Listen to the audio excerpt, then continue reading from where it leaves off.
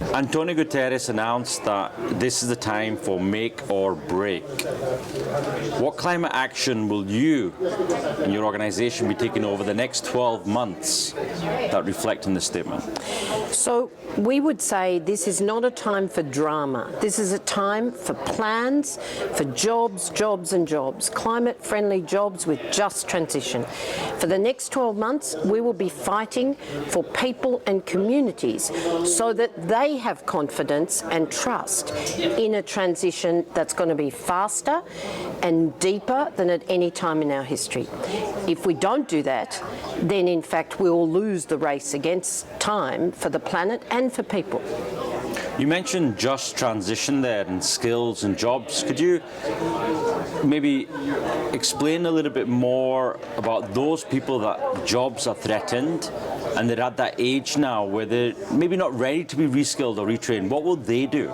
So we have a triple crisis, a convergence of crises. We have historic levels of inequality and the climate emergency before COVID-19. Now we have the overlay of a global health shock that's become an economic shock and has in fact really challenged all areas of the global economy. So what we need is to say, how do we deal with all of these crises in an integrated way? And for us, that's plans for jobs. It's investment in jobs. The industries of today will be the industries of tomorrow, by and large: construction, transport, agriculture, energy, of course, as the foundation.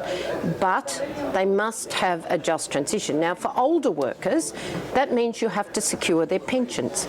But where younger workers are displaced, they could be displaced within an industry. Clean steel will actually create more jobs, but it will require us reskilling those workers who used to work on the furnace areas or the coking sections and so on.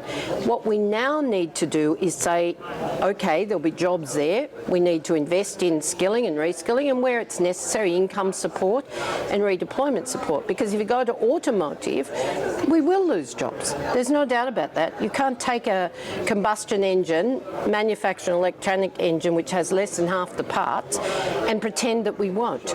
In the industry as a whole, there will probably be more jobs, but we have to say, how can we reskill those workers so that the equivalent skilled jobs are available for them?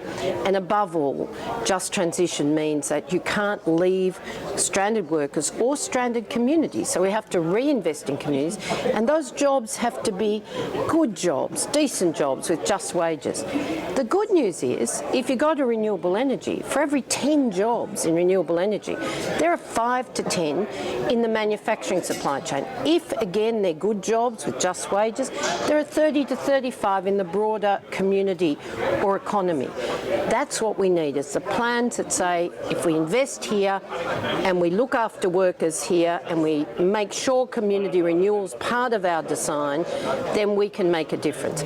But workers and communities have to be able to have a seat at the table. That's what just transition's about, to have the confidence in the plans that are decided so they feel absolutely that they've got a future, because fear is probably the biggest resistor of all. Nigel Topping's been talking about adaptation and resilience. How does that come into your work? It's absolutely part of it. If you take those jobs figures, we need to invest in ecosystem repair. There's, for every dollar or pound or unit of currency, there's 3.5 times as many jobs in investment in ecosystem repair as there is in fossil fuels.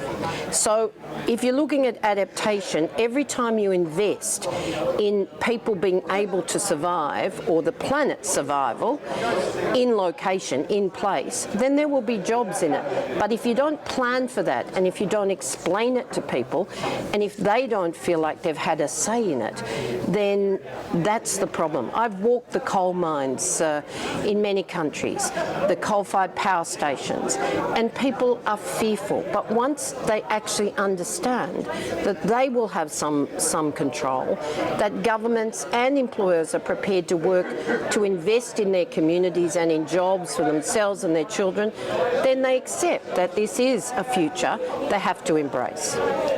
Thank you so much for your time today. Thank you.